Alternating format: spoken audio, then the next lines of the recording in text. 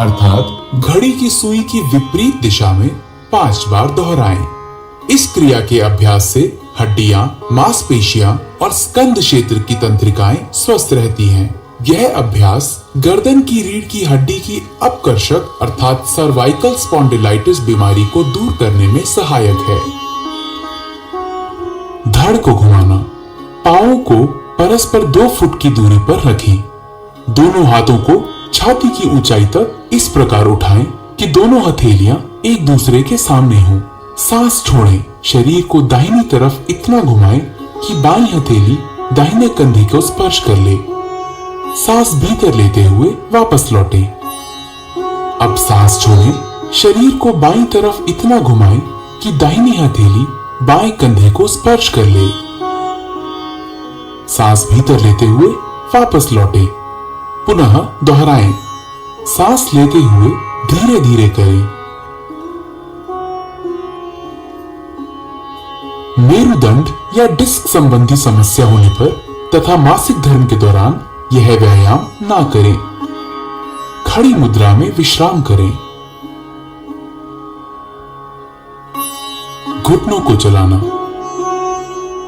सांस भीतर लें। अपनी भुजाओं को कंधों तक उठाएं। सांस छोड़ें। घुटने मोड़ें तथा अपने शरीर को शून्य की मुद्रा में नीचे लाएं। सांस भीतर लें और शरीर को सीधा करें। 2 बार और दोहराएं। इस व्यायाम से घुटने तथा कूल्हे के जोड़ मजबूत होते हैं। अत्यधिक आर्थराइटिस की समस्या होने पर इस व्यायाम को छोड़ दें। हाथों को नीचे लाते समय सांस छोड़ें। आइए अब योगासना की तरफ बढ़ें। ताड़ासन। ताड़ का अर्थ है ताड़ का पेड़। पैरों को परस्पर 2 इंच की दूरी पर रखें। उंगलियों को आपस में जकड़ें तथा कलाइयों को बाहर की तरफ मोड़ें। सांस भीतर लें तथा भुजाओं को ऊपर उठाते हुए कंधों की सीध में ले जाएं। एड़ियों को भूमि से ऊपर उठाएं और अंगूठों पर संतुलित हों। इस स्थिति में 10 से 15 सेकंड तक रहें। ये आसन शरीर में मजबूती लाता है, रीढ़ से जुड़ी तांत्रिकाओं के संकुलन को ठीक करने में सहायता देता है और गलत मुद्राओं को ठीक करता है। सांस छोड़ें। एड़ियों को नीचे लाएं। उंगलियों की जकड़न को खोलें। हाथों को धड़ के समांतर नीचे लाएं और खड़े होने की मुद्रा में वापस आएं। वृक्षासन। वृक्ष का अर्थ है पेड़। दोनों पैरों में 2 इंच की दूरी बनाकर खड़े हो जाएं। आंखों के सामने किसी बिंदु पर ध्यान केंद्रित करें। श्वास को शरीर के बाहर छोड़ते हुए दाएं पैर को मोड़कर उसके पंजे को बाएं पैर की अंदरूनी जांघ पर रखें। अभ्यास करते समय ध्यान रखें कि एड़ी मूलाधार अर्थात पेरिनियम क्षेत्र से मिली होनी चाहिए। गहरी श्वास लेते हुए दोनों हाथों को ऊपर की ओर ले जाएं और हथेलियों को परस्पर मिलाएं। इस स्थिति में 10 से 15 सेकंड्स तक रहें। इस दौरान सामान्य रूप से श्वास प्रश्वास करें। यह आसन तंत्रिका तंत्र की स्नायुओं को बेहतर और शरीर को संतुलित बनाता है। आर्थराइटिस रोग से ग्रसित होने पर इस आसन का अभ्यास ना करें। श्वास छोड़ते हुए हाथों एवं दाएं पैर को मूल अवस्था में वापस लेकर आएं। इस आसन का अभ्यास बाएं पैर से भी करें। बाएं पैर को मोड़कर उसके पंजे को दाएं पैर की अंदरूनी जांघ पर रखें। श्वास खींचते हुए दोनों हाथों को ऊपर की ओर ले जाएं और हथेलियों को परस्पर मिलाएं।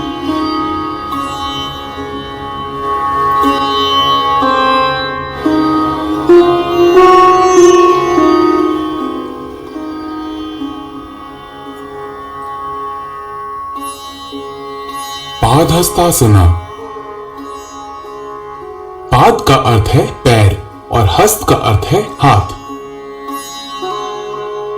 धीरे धीरे सांस भीतर लें और हाथों को ऊपर उठाएं।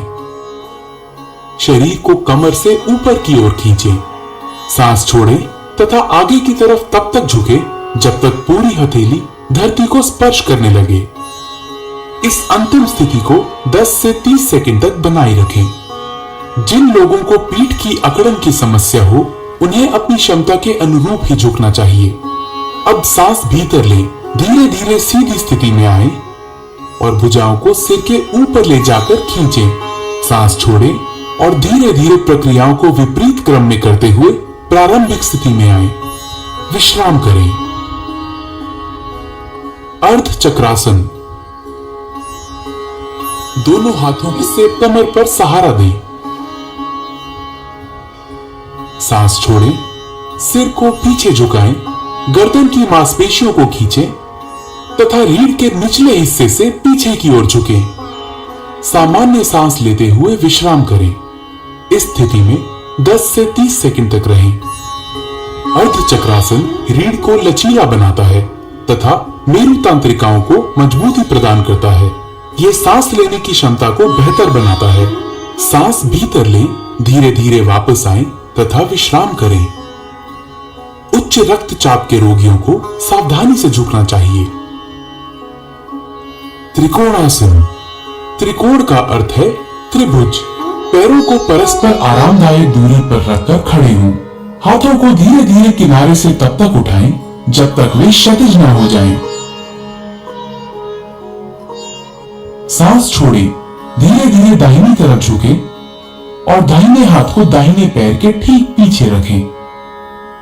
बाएं हाथ को दाहिने हाथ की सीध में खड़ा करें। सामान्य श्वास के साथ इस स्थिति में 10 से 30 सेकंड तक रहें। यह समतल पैर से बचाता है, पिंडलियों, जांघों तथा कमर की मांसपेशियों को मजबूती प्रदान करता है और मेरुदंड को लचीला बनाता है। सांस अंदर लेने के साथ ही धीरे धीरे वापस आएं। बाईं तरफ के लिए फिर दोहराएं। स्लिप डिस्क, साइटिका और उदर शल्य चिकित्सा के उपरांत यह आसन ना करें। अपनी शारीरिक सीमाओं से आगे ना जाएं।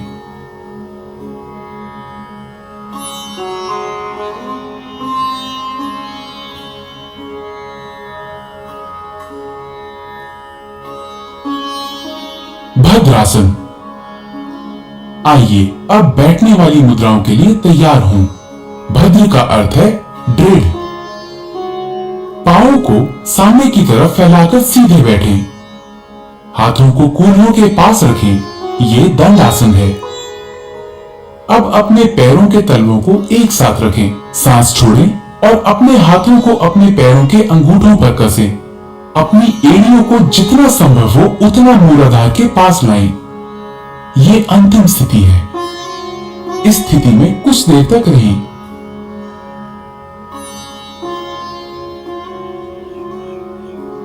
भद्रासन शरीर को दृढ़ रखता है और मस्तिष्क को स्थिर करता है। अब अपने पैरों को खींचें और विश्राम की अवस्था में आएं। एक्यूट आर्थराइटिस अथवा साइटिका होने पर यह अभ्यास ना करें।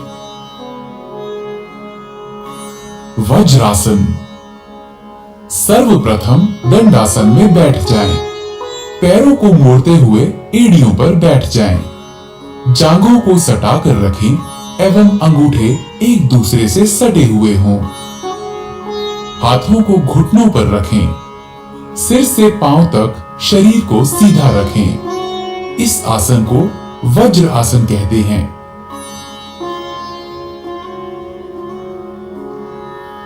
अर्ध उष्ट्रासन। सर्वप्रथम वज्रासन में बैठ जाएं। घुटनों के बल खड़े हो जाएं। हाथों को कमर पर इस प्रकार रखें कि अंगुलियां जमीन की ओर हों। कोहनियों एवं कंधों को समानांतर रखें। अब सिर को पीछे की तरफ झुकाते हुए ग्रीवा की मांसपेशियों को खींचें। श्वास को अंदर खींचते हुए धड़ को जितना संभव हो सके उतना झुकाएं। श्वास बाहर छोड़ते हुए इस स्थिति में शिथिल हो जाएं। सामान्य रूप से श्वास प्रश्वास करते हुए इस स्थिति में 10 से 30 सेकंड तक रुकें। इस योगाभ्यास से पीठ और गर्दन की मांसपेशियां मजबूत होती हैं। कब्ज एवं पीठ दर्द से मुक्ति मिलती है। श्वास खींचते हुए वापस वज्रासन में बैठ जाएं। शिथिल हो जाएं। उष्ट्रासन। वज्रासन में बैठ जाएं। घुटनों को जमीन पर टिकाते हुए अपने दोनों पैरों की जांघ और पंजों को आपस में मिला लीजिए। घुटनों और पंजों के बीच कुछ इंचों की दूरी रखते हुए घुटनों के बल खड़े हो जाएं। श्वास खींचते हुए धीरे से पीछे की ओर झुकें। धीरे धीरे दाहिने हाथ से दाहिनी एड़ी और बाएं हाथ से बाईं एड़ी को पकड़ने का प्रयास करें। इस बात का ध्यान रखें कि पीछे झुकते समय गर्दन को झटका ना लगे। उष्ट्रासन दृष्टिकोण में अत्यंत लाभदायक है। यह पीठ एवं गर्दन के दर्द से आराम दिलाता है। यह उदर एवं नितंब की वसा को कम करने में सहायक है। उच्च रक्तचाप, हृदय रोगी व हर्निया के मरीजों को यह आसन नहीं करना चाहिए। श्वास खींचते हुए पुनः वज्रासन में बैठ जाएं। शिथिल अवस्था में आ जाएं। शशांकासन। शशांक का अर्थ है शशक या खरगोश।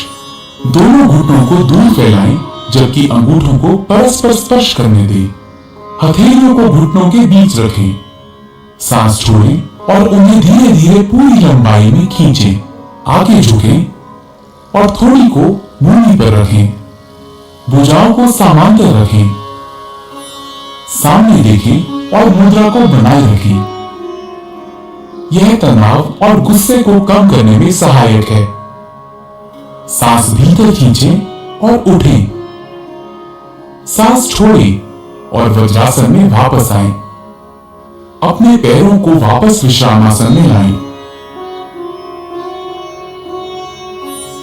ऑस्टियोआर्थराइटिस के रोगियों को यह सावधानी के साथ करना चाहिए।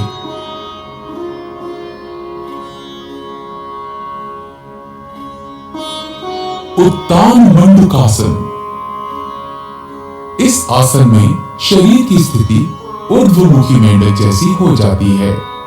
वज्रासन में बैठ जाएं। अंगूठों को सटाते हुए दोनों घुटनों को अधिक से अधिक फैलाएं। श्वास खींचते हुए अपने हाथों को ऊपर उठाएं। सिर के पीछे से दोनों हाथों को मोड़ें और हथेलियों को विपरीत कंधों पर रखें।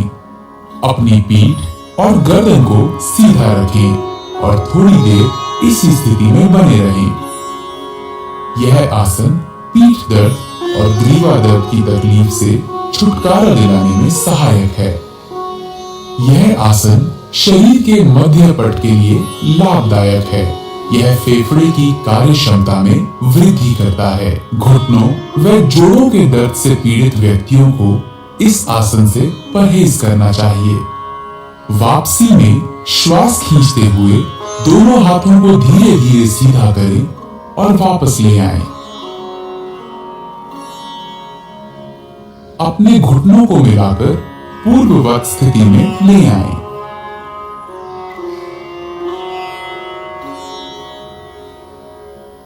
वक्रासन।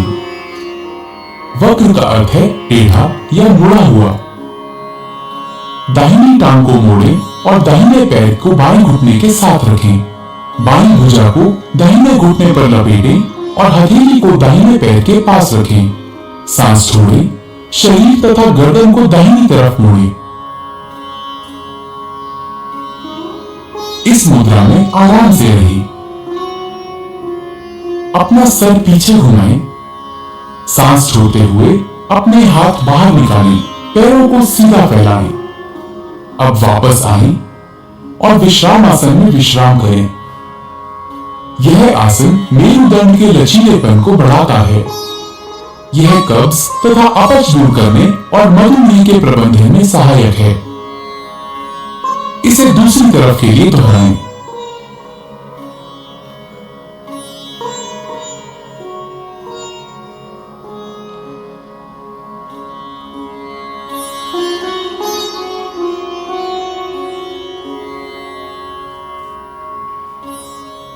अपना सिर पीछे घुमाएं। सांस छोड़ते हुए अपने हाथ बाहर निकालें।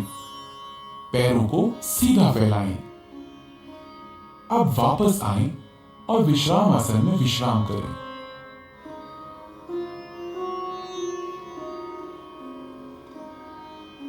मकर आसन। मकर का अर्थ है मगरमच्छ। पेट के बल इस प्रकार लेट जाएं कि टांगे एक दूसरे से दूर हों तथा पैर बाहर की ओर हों। दोनों बाहें मोड़ लें तथा दाहिने हाथ को बाएं हाथ पर रखें। अपने सिर को हाथों पर रख लें, आराम करें। यह मकर आसन है। यह आसन सभी अधोमुखी मुद्राओं में विश्राम के लिए किया जाता है। यह पीठ के निचले हिस्से को आराम पहुंचाता है। भुजंग आसन। अब अधोमुखी मुद्राओं के लिए तैयार हों। भुजंग का अर्थ है सर्प या कोबरा। पेट के बल लेट जाएं, सिर को हाथों पर रखें और शरीर को आराम से रहने दें। अब टांगों को आपस में जोड़ें और बाहों को खींचें। माथे को भूमि पर रखें। अब अपनी हथेलियों को छाती के पास रखें और कोहनियों को उठाएं। सांस भीतर लें और थोड़ी तथा नाभि के हिस्से तक छाती को ऊपर उठाएं। यह भुजंग आसन है। यह आसन तनाव के प्रबंधन के लिए सर्वोत्तम है। यह पीठ दर्द तथा श्वास संबंधी समस्याओं से निपटने में सहायक है। सांस छोड़ें, अपने माथे को भूमि पर रहने दें तथा बाहों को खींचें। अपनी टांगे फैलाएं, हथेलियां ऊंची करें तथा अपने सर को हथेलियों पर रखें और आराम करें। शलभ आसन। शलभ का अर्थ है पतंगा या टिड्डा। पेट के बल लेट जाएं, टांगे आपस में जोड़ लें। थोड़ी को भूमि पर रखें। दोनों हाथ शरीर के किनारे ऐसे रखें कि हथेलियां ऊपर की ओर हों। सांस भीतर लें। अपनी टांगों को भूमि से उतना ऊपर उठाएं जितना आप बिना घुटनों को मोड़े हुए उठा सकें। बाहों और टांगों को इस तरह फैलाएं कि शरीर आसानी से भूमि से ऊपर उठ जाए। इस स्थिति में आराम से रहें। यह आसन साइटिका तथा पीठ के निचले हिस्से के दर्द में राहत देता है। यह कूल्हे की मांसपेशियों को आकार देता है। अब सांस छोड़ें, टांगों को नीचे भूमि की ओर ले आएं। अपनी बाहें निकालें और भूमि पर विश्राम करें। हृदय रोगियों को यह मुद्रा नहीं करनी चाहिए। सेतु बंधासन। ऊर्ध्वमुखी या पीठ के बल लेटकर की जाने वाली मुद्राओं की ओर। कमर के बल लेट जाएंगे बच्चे। पुल बनाना। कमर के बल। टांगों को आपस में जोड़ें, बाहों को शरीर के किनारे रखें। दोनों टांगों को घुटनों पर मोड़ें और एड़ियों को नितंबों के पास ले जाएं। दोनों एड़ियों को कसकर पकड़ें। सांस भीतर लें। धीरे धीरे नितंबों तथा धड़ को पुल बनाने के लिए उतना ऊंचा उठाएं जितना आप उठा सकते हैं। आराम से रहें। यही अंतिम मुद्रा है। यह आसन अवसाद तथा व्यग्रता से मुक्ति देता है। यह पीठ के निचले हिस्से की मांसपेशियों को मजबूत बनाता है। अब सांस छोड़ें। धीरे धीरे मूल स्थिति में आएं और विश्राम करें। पीठ के बल लेट जाएं। कृपया ध्यान रखें, गर्भावस्था के बाद की तिमाहियों वाली महिलाएं इस आसन का प्रयोग ना करें। उत्तान पादासन। इस आसन में पीठ के बल लेटकर पैरों को ऊपर उठाया जाता है। इसी कारण इस आसन का नामकरण उत्तान पाद आसन हुआ है। जमीन पर आराम से पीठ के बल लेट जाएं। पैरों की स्थिति सीधी हो और हाथों को बगल में रखें। श्वास लेते हुए घुटनों को बिना मोड़े धीरे धीरे अपने दोनों पैरों को ऊपर उठाएं और 30 डिग्री का कोण बनाएं। सामान्य रूप से श्वास प्रश्वास करते हुए इस अवस्था में कुछ देर बने रहें। श्वास छोड़ते हुए धीरे धीरे अपने दोनों पैरों को नीचे लाएं और जमीन पर रखें। यह आसन नाभि केंद्र अर्थात नाभि मणि चक्र में संतुलन स्थापित करता है। अर्ध हलासन। इस आसन में शरीर की स्थिति खेतों की जुताई करने वाले भारतीय हल की अर्ध आकृति जैसी हो जाती है। इसी कारण इसका नाम हल आसन पड़ा है। पीठ के बल लेट जाएं। दोनों हाथ जांघों के बगल में रखें और हथेलियां जमीन पर टिका दें। घुटनों को बिना मोड़े अपने पैरों को धीरे धीरे ऊपर उठाएं। सर्वप्रथम अपने पैरों को 30 डिग्री तक उठाएं। तत्पश्चात 60 डिग्री का कोण बनाएं। अब धीरे धीरे पैरों को 90 डिग्री के कोण की स्थिति में ले आएं। यह अर्ध हलासन की पूर्ण स्थिति है। इस अवस्था में शरीर की स्थिति नितंब से कंधे तक सीधी होनी चाहिए। धीरे धीरे अपने पैरों को वापस जमीन पर लाएं। ध्यान रहे वापसी की स्थिति में सिर जमीन से ऊपर ना उठे।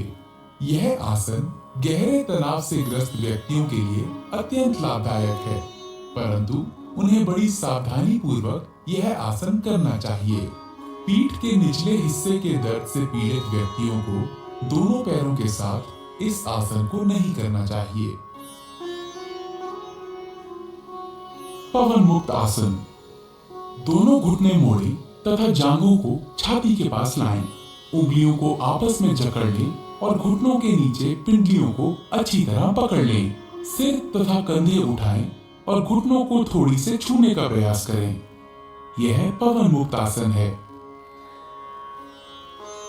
यह कब्ज दूर करता है, उदर वायु से मुक्ति दिलाता है और पीछे की मांसपेशियों तथा मेरु तंत्रिकाओं को ठीक करता है। अपना सिर पीछे लाएं, सांस छोड़ें। अपनी टांगों को सीधा फैलाएं। आराम करें। उदर की चोटों, हर्निया, साइटिका तथा गर्भावस्था में यह अभ्यास ना करें।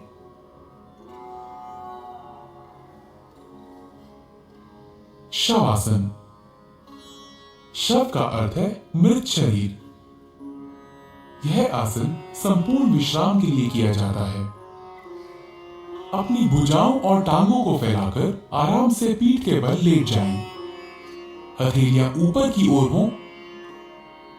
आंखें बंद कर लें।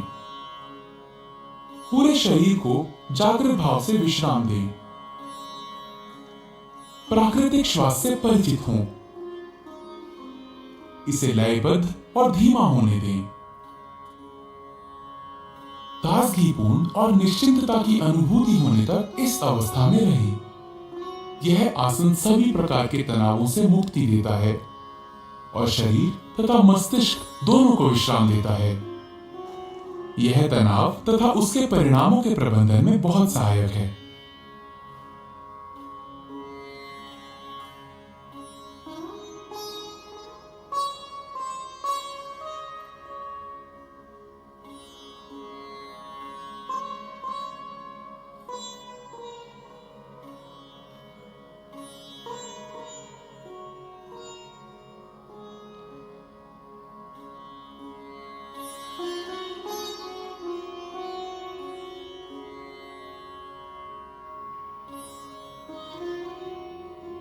कपालभाति।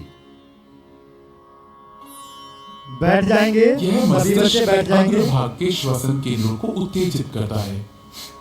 ध्यान की किसी भी मुद्रा में बैठ जाएं। आंखें बंद करें और पूरे शरीर को विश्राम दें। गहरी सांस भीतर लें, सीना फुलाएं। सांस को उदर की मांसपेशियों के बलशाली संकुचन से बाहर निकालें। शांत रूप से सांस भीतर लेना और सक्रिय रूप से बाहर निकालना जारी रखें।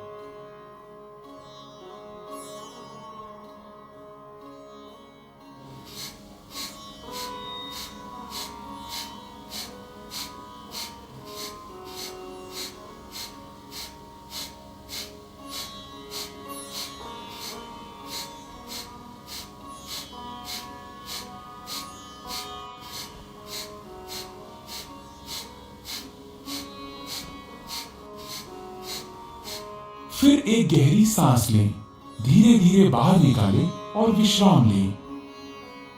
इस प्रक्रिया को 30 बार करें। यह कपालभाति का एक चक्र है। प्रत्येक चक्र के अंत में गहरी सांस लेनी चाहिए। अब 2 चक्र और करें।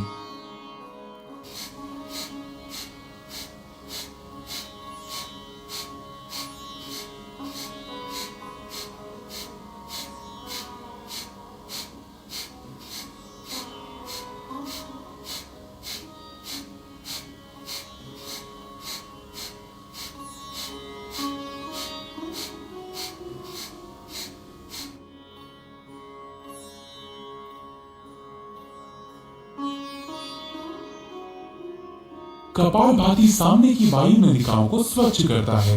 इससे कफ संबंधी समस्याओं के निदान में सहायता मिलती है। यह ठंड, राइनाइटिस, साइनोसाइटिस, अस्थमा तथा श्वास संबंधी रोगों के उपचार में सहायक है।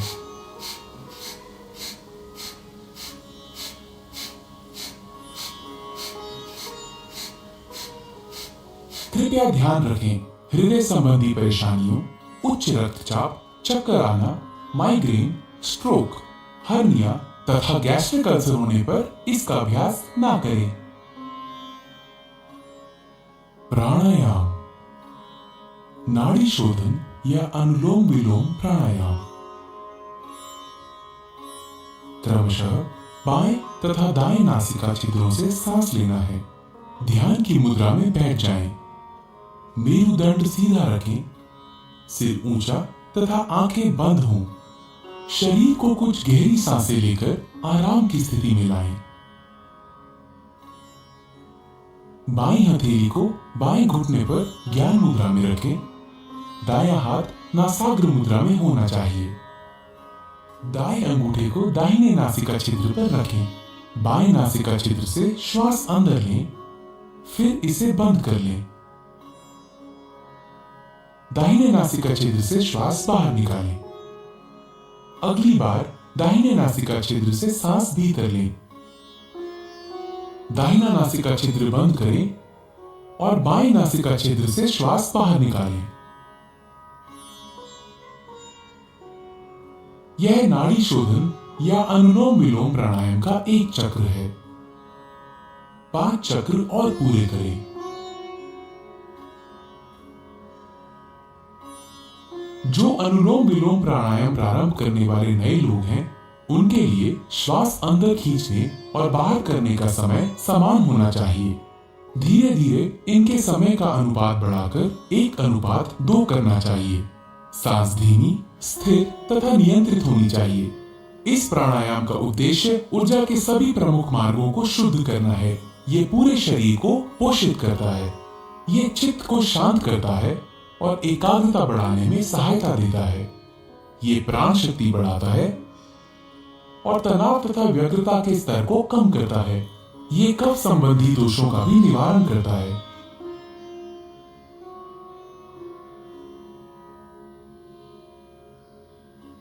शीतली प्राणायाम।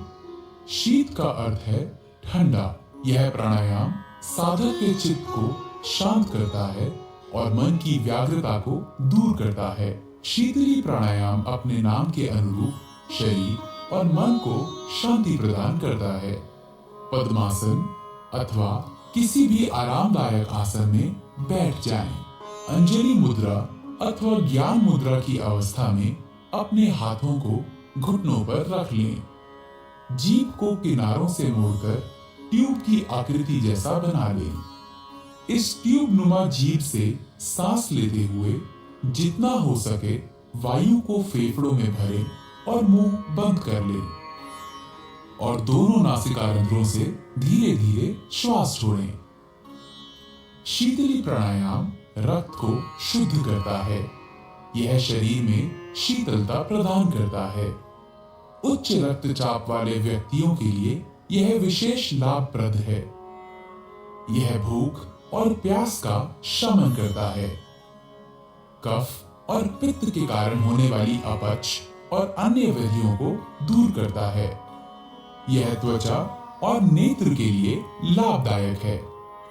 ठंड, कफ अथवा तुंडिका शोथ अर्थात टॉन्सिलाइटिस के मरीजों को यह प्राणायाम नहीं करना चाहिए।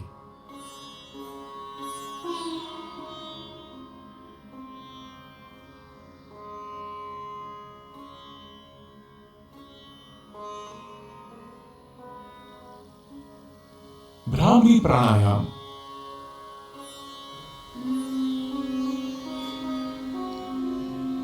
भ्रमर भौरे को कहते हैं। इस प्राणायाम में श्वास छोड़ने के समय जो ध्वनि निकलती है वो भौरे के बुन बुन से मिलती जुलती लगती है। दोनों नासछिद्रों से गहरी सांस भीतर ले। नियंत्रित तरीके से गहरी और स्थिर भौरे की बुन बुन की जैसी ध्वनि के साथ श्वास बाहर छोड़े।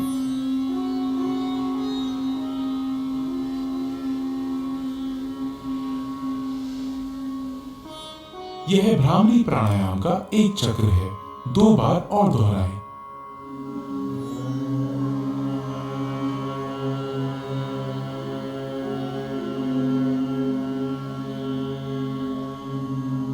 ये अनिद्रा की अच्छी दवा है।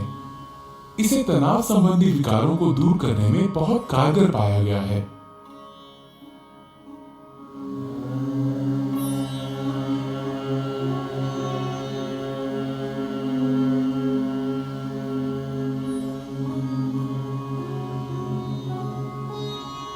अब भ्रामरी को षण्मुखी मुद्रा में करें। अपने कानों को अंगूठों से बंद कर लें। अब तर्जनी को अपनी आंख पर, मध्यमा को नासापुटों पर तथा अनामिका और कनिष्ठिका उंगलियों को अपने होठों पर रखें। अपनी नाक खोलें और दोनों छिद्रों से श्वास भीतर लें। नियंत्रित गति से धीरे धीरे भौरे की भुनभुन सी आवाज करते हुए श्वास छोड़ें।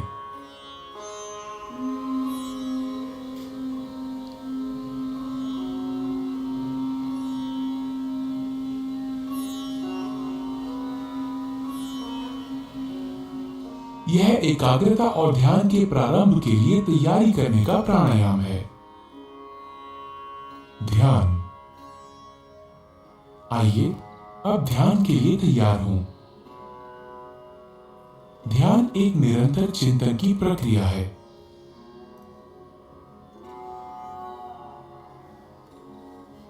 ध्यान की किसी भी मुद्रा में बैठें। अपने मेरुदंड को आरामदायक स्थिति में सीधा रखें। ज्ञान मुद्रा ग्रहण करें। अपनी हथेलियों को जांघों पर ऊपर की तरफ को रखें। भुजाएं और कंधे ढीले और आराम की स्थिति में होने चाहिए। अपनी आंखें बंद कर लें और चेहरे को हल्का सा ऊपर उठाकर बैठ जाएं। आपको एकाग्र होने की आवश्यकता नहीं है, वरन केवल अपनी दोनों भौहों के बीच हल्का ध्यान दें और अपनी सांसों के प्रति जागरूक हों। ध्यान मस्तिष्क को शांत और आनंदमय रखता है। ये एकाग्रता स्मृति विचारों की स्पष्टता तथा इच्छा शक्ति को बढ़ाता है। ये पूरे शरीर और मस्तिष्क को सही तरह से आराम देकर उसे पुनः चैतन्य कर देता है। ये सकारात्मक भाव जगाने में सहायक है। ध्यान हमें आत्मानुभूति की दिशा में आगे बढ़ाता है। ध्यान की स्थिति में बने रहें।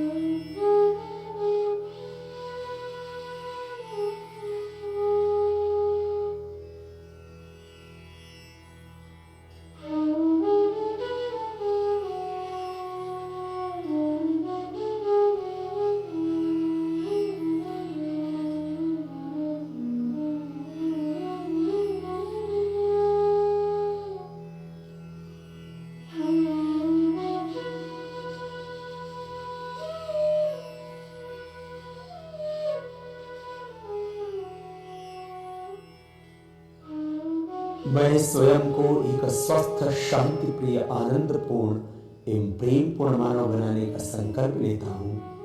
अपने प्रत्येक कार्य से मैं अपने चारों ओर सुख, समृद्धि एवं शांति में स्नेहपूर्ण वातावरण बनाने का प्रयत्न करूँगा। मैं अहम एवं अज्ञान केंद्रित जीवन के स्थान पर योगमय व विवेकपूर्ण जीवन जीते हुए विश्व बंधुत्व एवं एकत्व के भाव के साथ पूरे विश्व को स्वयं में समाहित करने का पूर्ण पुरुषार्थ करूँगा। मैं वसुधैव कुटुंबकम एवं सह अस्तित्व के सिद्धांत के प्रति पूर्ण आस्था रखते हुए सबके प्रति कृतज्ञ भाव से आत्मवत व्यवहार व आचरण करूँगा। मैं यहाँ उपस्थित हर व्यक्ति से एकात्म होने का संकल्प लेता हूँ।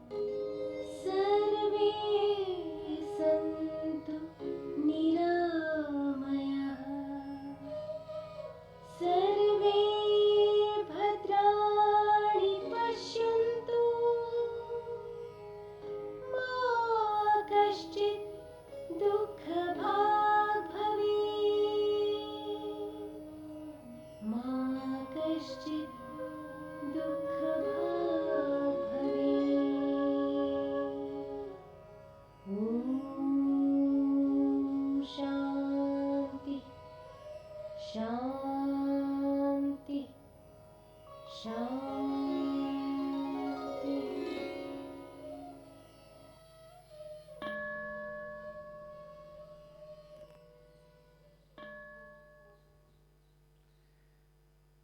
आप सभी का पुनः योग व्यायाम के साथ हार्दिक अभिनंदन व स्वागत।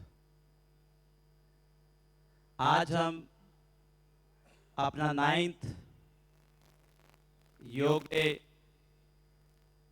अंतर्राष्ट्रीय योग दिवस, हमारे बीच में हमारे chief guest director of education respected mister Himanshu Gupta ji हमारे बीच में आ चुके हैं। एक बार सभी तालियों की गड़गड़ाहट से आप स्वागत करेंगे।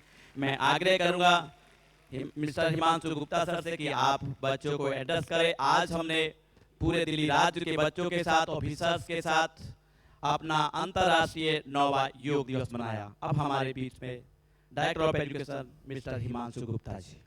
स्पोर्ट्स डिपार्टमेंट के सभी अधिकारी, कोचेस और प्यारे बच्चों, आप सभी को 9वें इंटरनेशनल डे ऑफ योगा की हार्दिक शुभकामनाएं। इस बार की जो थीम रखी गई है योगा डे की, वो रखी गई है वसुधैव कुटुंबकम, yoga in every home. Yoga एक बहुत ही बेहद इम्पॉर्टेंट एक्सरसाइज है for mind, body and entire, for maintaining the entire physical health of a person, physical and mental. मैं समझता हूँ कि योगा जो भारत ने पूरे विश्व के अंदर दिया, बहुत ज़रूरी है कि इसको हर बच्चा डेली अपने जीवन के अंदर लेकर आए, और वो सिर्फ अपने जीवन में ना लाए, अपने परिवार के जीवन के अंदर भी लाए। अगर आप लोग योगा डेली करेंगे, आधे घंटे समय आप सुबह निकालते हैं और योगा डेली करते हैं, तो आपको आने वाले समय में हॉस्पिटल पे जो खर्चा होता है वो बिल्कुल नहीं करना होगा, आपका बहुत खर्चा बच जाएगा। Prevention is better than cure, और योगा से अच्छा प्रिवेंशन कुछ नहीं है। इसके अंदर ब्रीदिंग एक्सरसाइज है।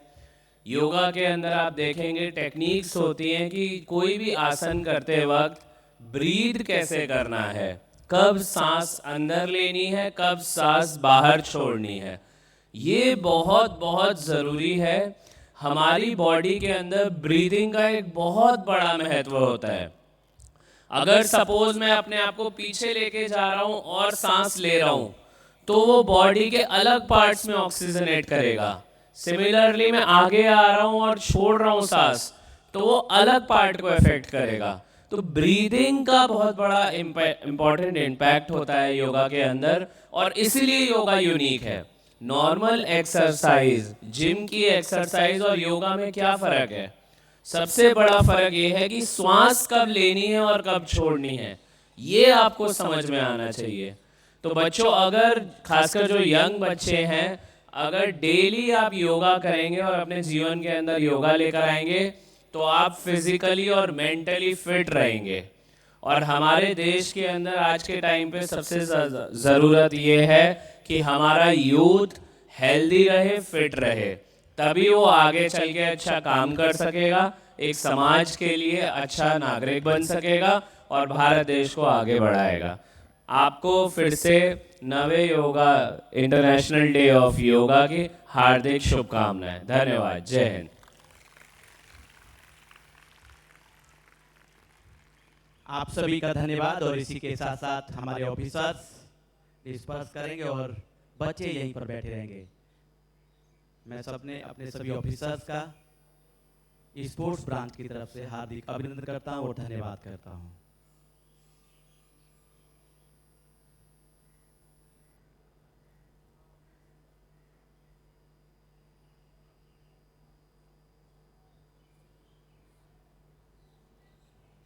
सभी सुखासन में बैठे रहेंगे। बच्चे सुखासन में कमर को सीधी करके बैठे रहेंगे। बड़े सौभाग्य की बात है कि हमारे बीच में हमारे chief guest director of education, जिनके साथ में मिलकर हम सभी ने योग किया, पूरे दिल्ली राज्य के अलग अलग विद्यालय के बच्चों ने अंतर्राष्ट्रीय योग दिवस पर लाभ उठाया। निश्चित तौर पर हम योग के माध्यम से अपने आप को स्वस्थ रखेंगे और परिवार को खुशहाल बनाएंगे। पुनः सभी ऑफिसर्स का हार्दिक अभिनंदन व धन्यवाद।